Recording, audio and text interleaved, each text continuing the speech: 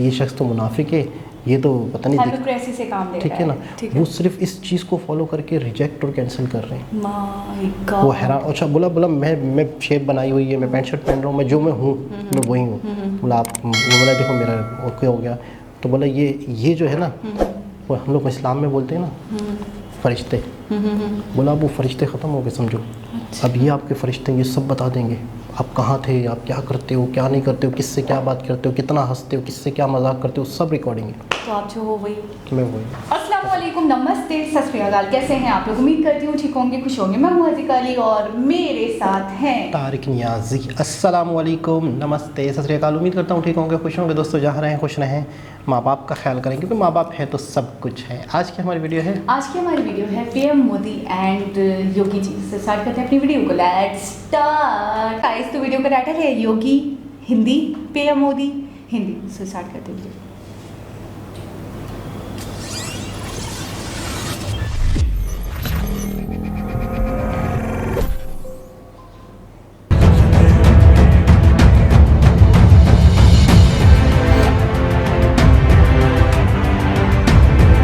नमस्कार, मैं नियाज खान और आप देख रहे हैं एनएमएफ न्यूज। एक तरफ योगी की जीत के जश्न में पूरा प्रदेश झूम रहा है, वहीं दूसरी तरफ खाकी वर्दी भी चुन चुनकर गुंडों माफियाओं को ठिकाने लगा रही है। इस समय प्रदेश में सिर्फ दो आवाज सुनाई दे रही है, पहला योगी और दूसरा गोली की ठाए ठाए।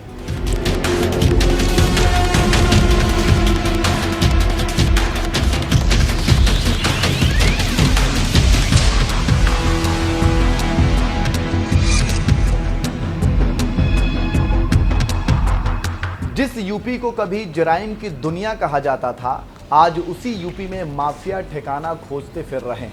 आलम ये आ गया है कि योगी के शपथ लेने से पहले ही यूपी पुलिस का मिशन एनकाउंटर चालू हो चुका है।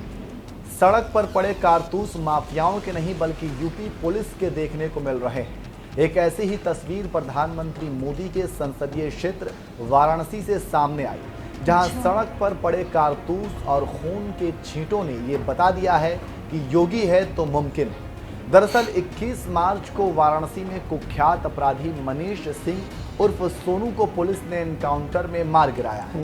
मनीष सिंह उर्फ सोनू वही है जिसे जराइम की दुनिया का बेखौफ बादशाह कहा जाता था, जिसकी खौफनाक आंखों ने खाकी वर्दी को भी हैरत में डाल रखा था।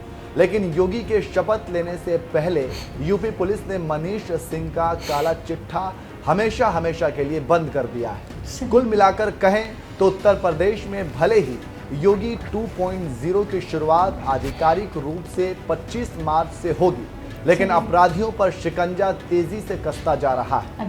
अपराधियों की काली कमाई पर बुलडोजर चलने के बाद अब फरार चल रहे बदमाशों का एनकाउंटर शुरू हो गया है। वहीं मनीष सिंह के एनकाउंटर के बाद वाराणसी की जनता ने जमकर योगी जिंदाबाद के नारे लगाए और योगी के नेतृत्व पर अपनी खुशी जाहिर की।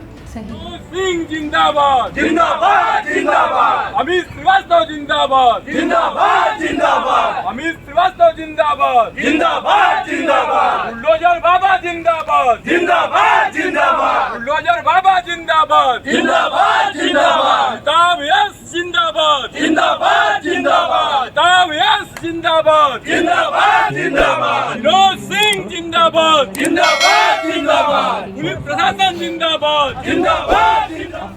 खैर, आपको यहां बता दें कि 2 लाख के नामी मनीष सिंह उर्फ सोनू को यूपी एसटीएफ ने वाराणसी के लोहता इलाके में मार गिराया है।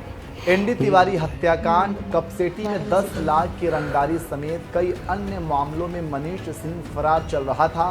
उस पर जौनपुर, गाजीपुर, वाराणसी और चंदौली में 2 दर्जन से ज्यादा मुकदमे दर्ज थे। जब यूपी पुलिस को मनीष का कोई पता नहीं चल रहा था, तब बीते दिनों ही मनीष सिंह उर्फ सोनू पर इनाम की राशि को बढ़ाते हुए 2 लाख कर दी गई थी।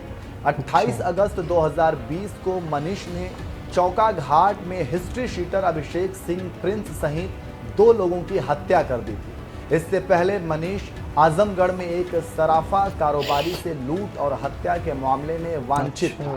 फिर मनीष सिंह उर्फ सोनू का नाम सितंबर 2020 में मिर्जापुर के चुनार में एक कंपनी के अधिकारी से रंगदारी मांगने और हत्या के मामले में सामने आया था। नवंबर 2020 में जैतपुरा क्षेत्र में पुलिस ने मनीष को घेर लिया था। इस दौरान हुए मुठभेड़ में बदमाश रोशन गुप्ता उर्फ बाबू उर्फ किट्टू मारा गया, तो वहीं मनीष फरार होने में कामयाब हो गया था। चलते चलते आपको बताते चले कि नवंबर 2020 के बाद से ही पुलिस मनीष सिंह उर्फ सोनू की तलाश कर रही थी, लेकिन वो हाथ नहीं लग रहा था। यूपी पुलिस के मुताबिक मनीष बिहार और नेपाल में ठिकाने बदल बदल कर रह रहा था। करीब 1.5 साल बाद सोमवार यानी 21 मार्च को यूपी एसटीएफ को मनीष सिंह उर्फ सोनू की लोकेशन वाराणसी के लोहता इलाके में मिली। इसके बाद यूपी एसटीएफ ने मनीष सिंह उर्फ सोनू को घेर लिया। बताया जा रहा है कि इस दौरान मनीष सिंह ने फायरिंग करते हुए भागने की कोशिश भी की, लेकिन जवाबी कार्रवाई में वह ढेर हो गया। बहरहाल इन तमाम तस्वीरों को वाराणसी से हमारे संवाददाता शिवम गुप्ता ने भेजी है। इस पर आपकी राय क्या है, कमेंट करके जरूर बताएं।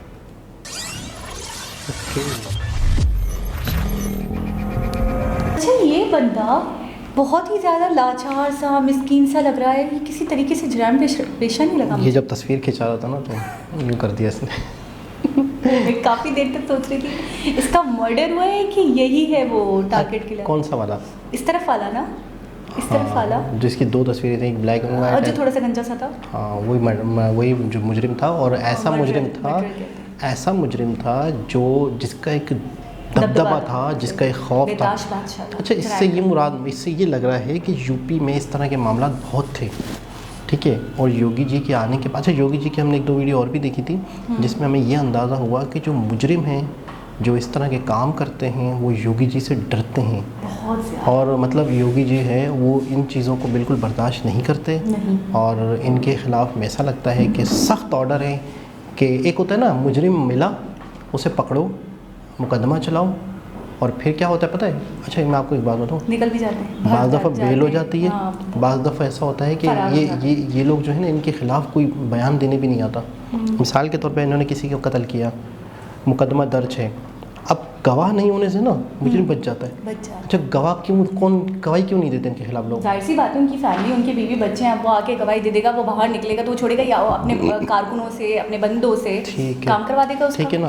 तो लोग गवाही नहीं देते, फिर ऐसे लोग पकड़े जाने के बाद फिर छूट जाते हैं। अच्छा, मैं एक चीज़ और सोच रही थी कि ये हो गया है कि जिनको मौके पे इनकाउंटर कर दो, इनका दिखते साथ ही गोली मार दो, एक तो ये हो गया, एक तो ये ऑर्डर होगा, कुछ को पकड़ लिया जाता होगा, कुछ खुद आकर देखते होंगे कि जी हाँ अपना जुर्म कबूल कर देते होंगे और खुद सरेंडर कर देते होंगे। 3 चीज़ें तो हो गई। मुझे लग रहा है और भी बहुत सारे जराइम पेशा लोग जो सुसाइड कर लेते होंगे या खुद को ही मतलब मार लेते होंगे, या तो जुर्म ही खत्म कर दें, या तो हम बिल्कुल ही तो फिर भी पकड़े जाएंगे ना, उनके पुराने पापों का तो बदला मिलेगा ना उनको। या तो फिर ये कि सुसाइड, या फिर हो सकता है कि मुझे ऐसा लग रहा है, या तो फिर हो सकता है कि यूपी छोड़ दें, कि यार यूपी छोड़ के चले जाएं, कहीं और पनाह ले लें, क्योंकि यहाँ तो योगी जी छोड़ने वाले। उन्होंने जब शपथ भी नहीं ली है, वो ये कह रहे हैं, और उससे पहले ही ये हालात देखने को मिल गए हैं। वो 25 मार्च को उन्होंने कहा कि शपथ लेंगे, तो मैं कह रहा हूँ कितनों ने तो मतलब कुछ तो आ गए सामने,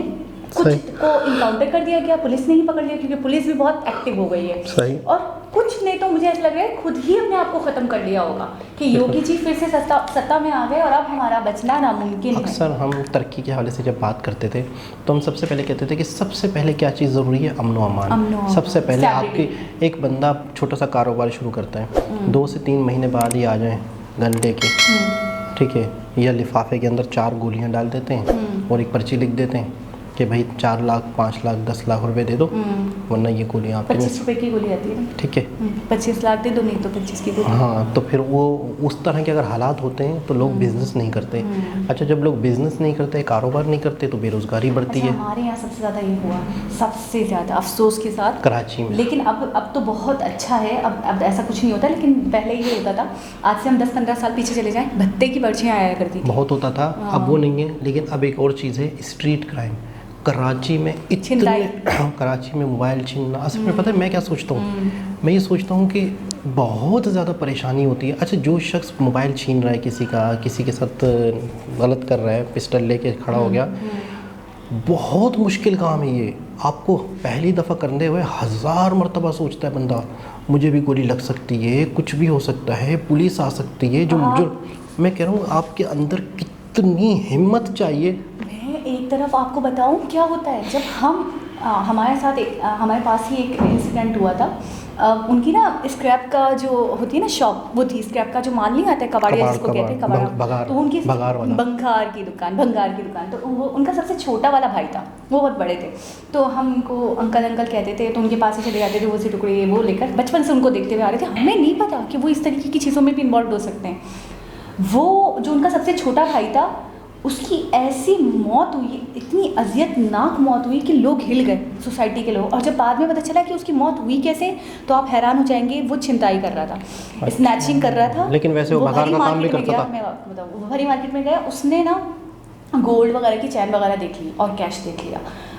2 लोग थे, 2 लड़के थे, एक उसका दोस्त था और आगे वो बैठा हुआ था। तो वो बाइक स्टार्ट ही रखी थी उसने, उसका दोस्त गया, छीन कर ला ही रहा था कि उस आदमी ने शोर मचा दिया।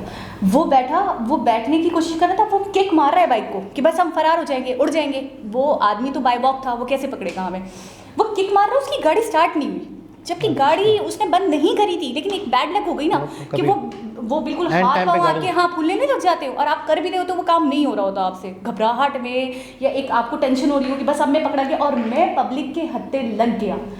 व्यूअर्स, आपकी सोच है कि हमारे लोग, हमारी आवाम क्या हाल करती है। अगर चोर पकड़ ले तो वो जिंदा अधमरा हो जाता है, वो उसको ऐसा मारते हैं।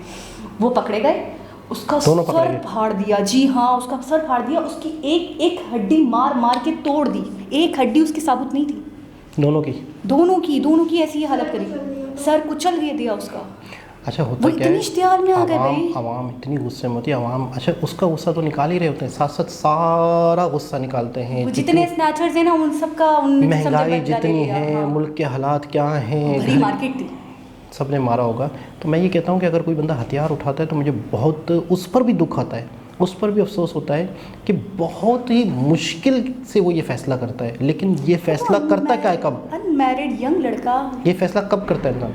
बहुत हालात ख़राब होते हैं, बहुत ही ज़्यादा परेशानी होती है, उसकी ख्वाहिशें पूरी नहीं हो रही थी, उसकी ज़रूरियात पूरी नहीं हो रही थी, घर वाले उसकी ज़रूरत पूरी नहीं कर रहे, या जॉब नहीं मिल रही, या बच्चे भूखे हैं। तो हर किसी की अपनी अपनी स्टोरी होती है। हाँ, वो तो सही है, चलिए ठीक है। लेकिन मैं जिसको जानती थी और मैं जिसके बारे में बता रही हूँ, वो तो बहुत वेल सेटल्ड थे। ये तो एक चस्का हो गया, जैसे इसमें कोई शायद किक लग मिलती हो। नहीं, मैं दो चीज़ें हैं ना, कि एक मौत को छू के टक से वापस आ जाओ, ऐसे भी होते हैं लड़के। मैं बता रहा हूँ कि इस 2 चीज़ें होती हैं। एक होती है कि अब उसके हालात बेहतर थे, पता नहीं जब इसने शुरू किया होगा क्या हालात थे, ठीक है, पहले पता नहीं क्या हालात थे। फिर दूसरी चीज़ है कि इंसान की ख्वाहिशें तो कभी ख़त्म नहीं होती। इंसान क्या करता है कि मेरे पास एक मोबाइल है नॉर्मल सा सैमसंग का, अब मेरे पास आईफोन होना चाहिए क्योंकि उसके पास है। मेरे पास अच्छी वाली बाइक क्यों नहीं है, मेरे पास अच्छी वाली कार क्यों नहीं है। तो ख्वाहिशों के चक्कर में भी इंसान इस तरह से गलत जराइम भी करते हैं। लेकिन मैं कहता हूँ बहुत हिम्मत की काम है, बहुत हिम्मत का काम है, हर किसी के बस का काम नहीं है ये। लेकिन बहुत मजबूरी में आगे ये चीज़ होती है, और इस चीज़ की वजह से बिज़नेस ख़राब होते हैं, आपका इलाका ख़राब होता है, आपके इलाके में कारोबार नहीं होते, आपके इलाके में लोग ख़राब हो जाते हैं, ठीक है ना, आपके इलाके में कोई नई शॉप खोलने से डर रहा होता है उस सिटी में, उस स्टेट में। और फिर आस्ते आस्ते जो है ना, बड़े बड़े जो बिज़नेसमैन होते हैं उनके कारोबार होते हैं। मिसाल के तौर पर एक बिज़नेसमैन है, वो चाय के कप बनाता है एक ही स्टेज पे, कर्नाटक में बनाता है, तमिलनाडु में बनाता है। अब उसको बढ़ाना चाह रहा है, यूपी के बारे में सोच रहा है, नहीं भाई वहाँ तो नहीं बनाना, वो आ जाएंगे तुम्हारे पास, ये हो जाएगा, वो हो जाएगा, वो यूपी से कटेगा। 10 और स्टेट में बना लेगा, यूपी से कटेगा, यूपी महरूम हो गया, ठीक है ना। तो फिर वहाँ के आवाम जो रहते हैं उस तरक्की में हाइल हो गए ना, उन हालात ख़राब होने की वजह से आवाम पर भी बुरा असर पड़ता है, वहाँ की तरक्की पे बुरा असर पड़ता है। तो मेन जो मैं मुद्दा बताना ये चाह रहा हूँ कि मोदी जी कचरा साफ़ कर रहे हैं, मोदी जी गंद साफ़ कर रहे हैं, इन्वेस्टर्स के लिए, वहाँ के लोगों के लिए हालात अच्छे कर रहे हैं, ताकि हालात अच्छे होंगे तो खुद कुछ चीज़ें ऐसी हैं, खुद करो तरक्की खुद होती है। तो बहुत ही ज़बरदस्त। और मैं पिछली वीडियो में मैंने जिक्र किया था कि पता नहीं कैसे और क्यों लोगों के जहन में या हमारे जहन में भी था कि योगी जी तो बहुत ही ज़्यादा ख़ुद इंतहा पसंद टाइप के हैं, या पता नहीं खुद शदीद किस्म के एक जहनीत रखने वाले हैं। मैंने कमेंट भी काफ़ी आए हैं कि ये हमारा मीडिया है, ये पाकिस्तान का मीडिया है जिन्होंने इस तरह के प्रोपेगेंडा किया हुआ है। अच्छा, मैंने कहा था हमें भी ऐसा लगता था कि जैसे इन्होंने गेटअप किया हुआ है ना, तो ऐसा लगता था। तो एक कमेंट आया हमारे भाई का, वो कह रहे हैं कि कोई अगर अपना मजहबी गेटअप करेगा तो इसका मतलब वो इंतहा पसंद हो गया। अगर कोई मौलाना टाइप है या कोई दाढ़ी रख रहा है तो इसका मतलब ये है कि वो इंतहा बोला उतना ही पोलाइट हो जाता है वो। अच्छा बोला कोई भी अगर अपना मजहबी गेटअप करता है या अपने आप को योगी बताता है तो वो अच्छा मैंने बोला भी था अच्छा, वो और ज़्यादा ईश्वर के करीब होते हैं। अच्छा शादी तक नहीं की, फैमिली तक नहीं है। मैं कहता हूँ उस शख्स की उसने क्या बैंक बैलेंस जमा करना है? मैं एक और बात बोलूँगी, वो भी सही है। और एक और चीज़ ये, वो शख्स एक पैंट शर्ट वाला इंसान नहीं कहूँगी, उससे कहीं ज़्यादा पाकीज़ा, उससे कहीं ज़्यादा मासूम बरगज़ीदा वो इंसान है जो मज़हब के मैं करीब एक है। सच्चा वाक़या बताता हूँ आपको। ठीक है। अमेरिका के छोटा सा अमेरिका के वीज़े के लिए दो लोग गए। मैं सच्चा बता रहा हूँ, मुझे एक दोस्त ने बताया कि अमेरिका के वीज़े के लिए गए तो बोल रहे हैं कि ब्लैक शीशा लगा हुआ है, ब्लैक, अंदर जो बंदा बैठा हुआ है नहीं दिख रहा है, आवाज़ आ रही है, सुन रहे हो एक दूसरे को। वो आपको तो देख सकता है, आप उसे नहीं देख सकते हो। पासपोर्ट अंदर गए, एक दाढ़ी वाला, एक पैंट शर्ट वाला, मौलाना दाढ़ी वाला। बोला जब वो उन्होंने पासपोर्ट दिया, उनका पासपोर्ट वापस आया, एक का पासपोर्ट गया वापस नहीं आया। तो मौलाना ने बोला तुम्हारा पासपोर्ट नहीं आया, तुम ओके हो गए हो, तुम्हें हमारे ठीक है। और बोला मुझे वापस कर दिया है। तो बोला तो क्या कह रहे हैं मौलाना? बोला यार मेरी तो इतनी बड़ी दाढ़ी है, मैं तो नमाजी हूँ, मैं तो बड़ा ईमानदार हूँ, तो सब कुछ ओके, तुम तो एक पैंट शर्ट है, तुम तो इस तरह के हो, तुम्हारा कैसे ओके हो गया? तो बोला उसने, फिर बंदे ने बोला ये जो मोबाइल है ना, अच्छा अंग्रेज़ जो हैं उनकी फ़िलॉसफी क्या है, जो आप हो वही आप हो, आपने गेटअप क्या किया हुआ है, आप हो क्या। बोले ये आपका मोबाइल नंबर और आपका जो मोबाइल है ना, ये सब कुछ बता देता है कि आप क्या हो। वो कैसे आप किसको कॉल करते हो, आप क्या बात करते हो, आप क्या सर्च करते हो, आपकी प्राइवेसी के बारे में पूरी खबर है उन्हें।